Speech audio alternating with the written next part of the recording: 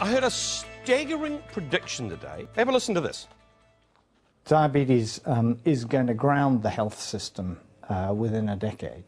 Don't expect to get your hips and knees done in 10 years' time, because the hospitals will be full of people with diabetes. Oh, it is mind-boggling, and with that in mind, Jill Higgins met a woman whose efforts to take control of her condition are a lesson for all of us. Heather, we didn't give you any warning on this, but we're going to have a look at what's in your fridge. Okay. Yeah, I have no problem with it. Now it's fresh and good, but there was a time when comfort foods won over. Bread is a killer. I just love all kinds of breads. Biscuits, if they're in the cupboard, won't survive.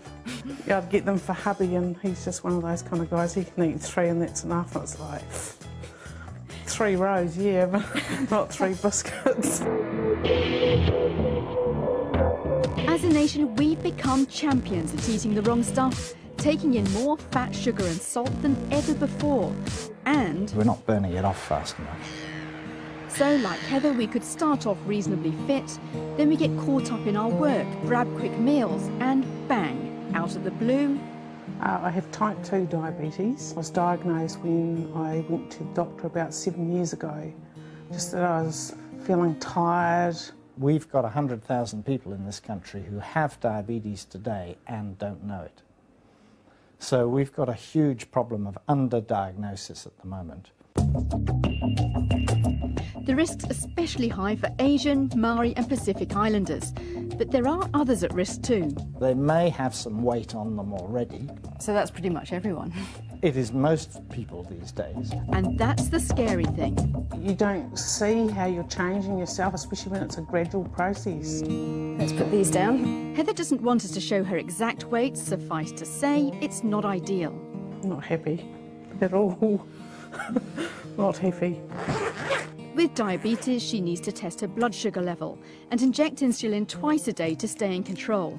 Otherwise, there could be serious problems. Causes more than half of the heart attacks in this country. Blindness, a huge proportion of stroke.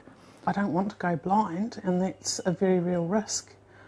Also, too, I had 2 great aunties that were type 2 diabetics. They both lost legs, and it's like, you know, I don't want to lose a leg, that's for sure. This has got really bad. You know, you crazy cow, you've got to do something about it. So she's joined a healthy living plan, 10 weeks of better eating and exercise. Why not just do it herself? For me, is that I felt the need to be accountable to someone. If we can get people eating better, and if we can get them doing some physical activity at that very early stage, they can in fact either avoid it or push it much further down the timeline. That I needed to do this as part of a team as well, and that there was somebody else that would kick my butt. It's yes to fresh sandwiches that used to be ignored. They don't seem as easy to eat at your desk. You have to have 2 hands, whereas a pie you can eat with 1. It's a plan that's tailored to diabetics but applies to us all. Do you think your husband's going to take part as well? He's a typical Kiwi male. You eat what you eat, you burn it off by going hunting and fishing. And I know that he hasn't done much of that over recent years, so I think he understands quite well that it's going to help him. Everyone should take this on board, given a staggering 1 in 4 of us could soon have diabetes. Diabetes is going to ground the health system within a decade. Don't expect to get your hips and knees done in 10 years' time, because the hospitals will be full of people with diabetes. Heather's at least doing her bit to keep healthy, into week 1 of the plan, with her goals already set. I don't want to just pretend to be happy. I want to feel happy. I want to be active. I'd love my medication to drop.